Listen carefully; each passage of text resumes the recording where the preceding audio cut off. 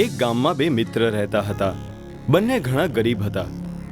એક દિવસ તેમણે વિચાર કર્યો કે પાસેના ગામમાં જઈને ત્યાં કામની શોધ કરીએ, અને આ રીતે તેઓ કામની શોધમાં નીકળી પડ્યા.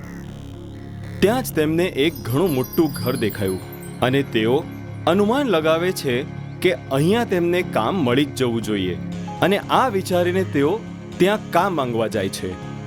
એ ઘર એક શેઠનું હતું, અને શેઠ ઘણો કંજૂસ હતો. એને ત્યાં કોઈ પણ નોકર ટકી ન શકતો હતો. શેઠજી, કોઈ કામ મળી શકે છે કે? કંજૂસ શેઠ આ બંનેને જોઈને ઘણો ખુશ થયો, અને બંનેને તરત જ કામ પર રાખવાનો ફેસલો કરી દે છે, અને એક શરત સાથે કહે છે, કામ તો હું આપી દઈશ, પણ મારી એક શરત છે. અમને કામ જોઈએ છે, તમે શરત કહો. આખું 1 વર્ષ કામ કરવું પડશે. એની પહેલા તમે કામ છોડીને નહીં જઈ શકો. મંજૂર છે. બદલામાં અમને પગાર શું મળશે? 12 સોનાના સિક્કા. મંજૂર છે. શરત એ છે કે જો તમે કામ બરાબર ન કર્યું કે પછી મારો કોઈ આદેશ તમે ન માન્યો તો તે એક ભૂલને બદલે સોનાના 4 સિક્કા તમારા પગારમાંથી કાપી લઈશ. બંને મિત્રોને કામની જરૂર હતી, એટલે શેઠની વાત માનીને બંને કામ પર લાગી ગયા. બંને મિત્રોએ ખૂબ જ મહેનત અને ઈમાનદારીથી શેઠના બધા આદેશોનું પાલન કરીને કામ કરવા લાગ્યા. આ રીતે આખું વર્ષ વીતી ગયું. વર્ષના છેલ્લા દિવસે બંને મિત્રો વિચાર કરવા લાગ્યા. મિત્ર, આજે આપણને આપણો પગાર મળી જશે, અને આજે આપણે આપણા ગામ પાછા જઈ શકશું. હા મિત્ર, તે સાચું કહ્યું. હું મારા પગારથી મારા નાની બહેનના લગ્ન કરી શકીશ. અને આ રીતે બંને મિત્રો શેઠની પાસે પગાર માંગવા ગયા. શેઠજી, તમારા શરતના અનુસાર અમે બધા જ કામ કર્યા અને બધા જ આદેશોના પાલન પણ કર્યા. હવે અમને અમારી તનખા આપી દો. અરે, તમે બંને પગાર માંગવા કેમ આવી ગયા?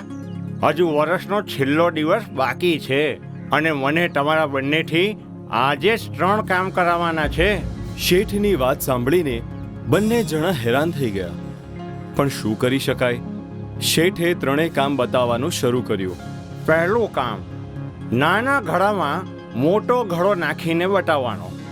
બીજું કામ, દુકાનમાં પડેલા ભીના અનાજને બહાર કાઢ્યા વગર સુકાવવાનો.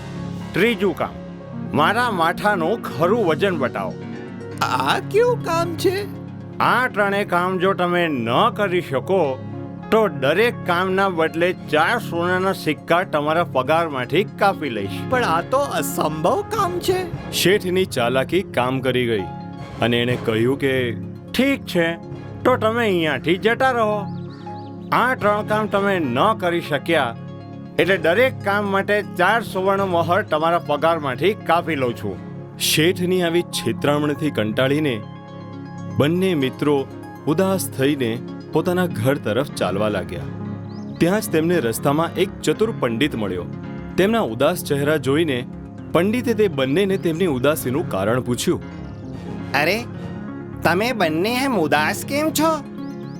પંડિતની વાત સાંભળીને બંને મિત્રોએ પોતાની વ્યથા સંભળાવી. ત્યારે પંડિતે કહ્યું, બસ આટલી જ વાત.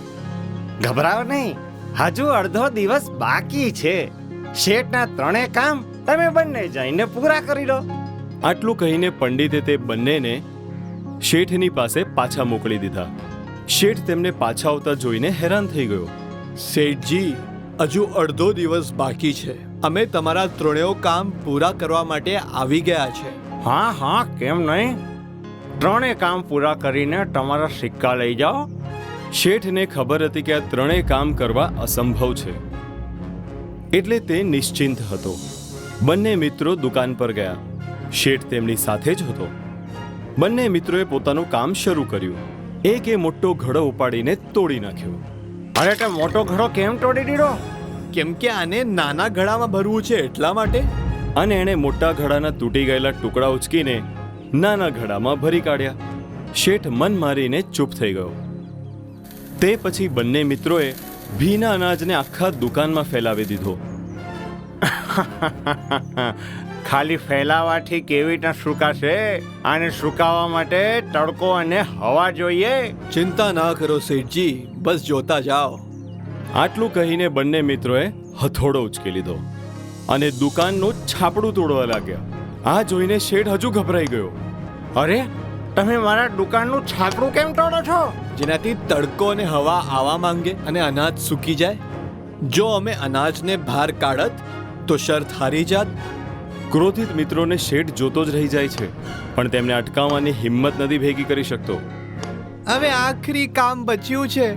આ કહીને બંને મિત્રો તલવાર લઈને શેઠની સામે ઊભા રહી જાય છે અને કહે છે, શેઠજી, તમારા માથાનું બરાબર વજન માપવા માટે એને ધડથી અલગ કરવું પડશે. કૃપા કરીને હલ્યા વગર બરાબર ઊભા રહેજો. છેતરનાર શેઠને સમજ પડી જાય છે કે તે ગરીબનો હક આવી રીતના ન લઈ શકે અને એટલે કોઈ પણ આનાકાની કર્યા વગર બાર સુવર્ણમોહર બંને મિત્રોને આપી દે છે.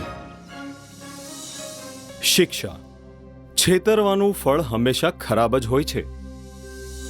અમારા યુટ્યુબ ચેનલને હમણાં જ સબસ્ક્રાઇબ કરીને અને નવા વિડીયોઝ જોવા માટે બેલ આઇકોન જરૂર દબાવો. તમે અમારા વિડીયોઝ પર કમેન્ટ જરૂર આપજો. વિડીયોને લાઈક કરીને આપણા મિત્રો સાથે શેર જરૂર કરજો.